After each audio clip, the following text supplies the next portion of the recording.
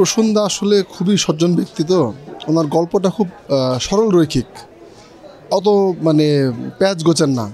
তো সেই জায়গা থেকে যখন কাজটা করতে যাই তখন হয় কি এক ধরনের মানসিক একটা খুব স্মুথনেস কাজ করে। আর ওনার গল্পটা ওনার প্রিভিয়াস যে ফিল্মটা আমি করেছিলাম ঢাকা ড্রিম, তারও সেখানে ছিল মানবিক জায়গা, ছিল এখানেও মানবিক জায়গা শেখর সিনেমাতে।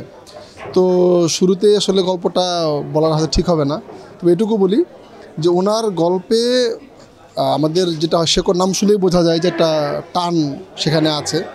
তো ওনার এই গল্পে যেই জায়গাটার মধ্যে একটু মানে যদি বলি এটা তোরা এই ফুলে যে কাটা, সেই কাটার জায়গাটা হচ্ছে আমার। তো এই কাটাটা হয়তো ফুলটাকে হয়তো আরও মানে কি বলবো সুন্দর করে। তো এই জায়গায় কাজ করতে পেরে মানে মনে হচ্ছে ভালোটা কাজ হবে। তাছাড়া কোয়ার্টিস্ট যারা আছে বা টিম যারা দেখলাম সবাই খুবই ভালো এবং আমার মনে হচ্ছে খুব ভালোটা কাজ হবে। ও 7 জন করলাম, হ্যাঁ 7 জন করলাম। তারপর আশা করছি সামনে একটা সিনেমার শুটিং, ঈদের সিনেমা শুটিং করব এখন। আর অরণ্য আনোয়ার একটা সিনেমা করেছি। তারপর হচ্ছে চিরাঙ্গে যুদ্ধের সময় একটা ঘটনা ঘটেছিল, সেটা নিয়ে দামপার একটা ফিল্ম হয়েছে, সেটাতে কাজ করেছি। হ্যাঁ রিলিজ এখন হচ্ছে না, তো হওয়া উচিত। কেন হচ্ছে না জানি না, ওরা জানে, হলে খুব ভালো হয়। চর্চা খুব ভালো যাচ্ছে এই অর্থে যে ওই শেখাটাই আমাদের আসলে এখন মানে এগিয়ে যেতে সাহায্য করে। তবে আমি আশা করব যে সবাই যেন থিয়েটারে ফোকাস দেয়।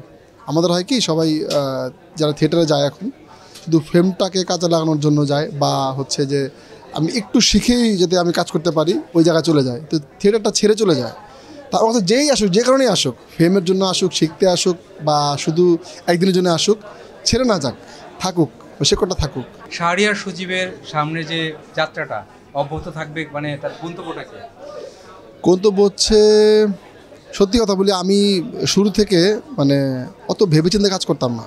হয় না যে আমার তো মুখ বড় ডাকলো, চলটা কাজ করি আর চল করে ফেলি, কিন্তু যে কেরিয়ার নিয়ে ভাবনা যে আমি এই কাজটুকু এইভাবে করবো, ওই কাজগুলো করবো না, এই ভাবনা নিয়ে কখনো কাজ করি নাই।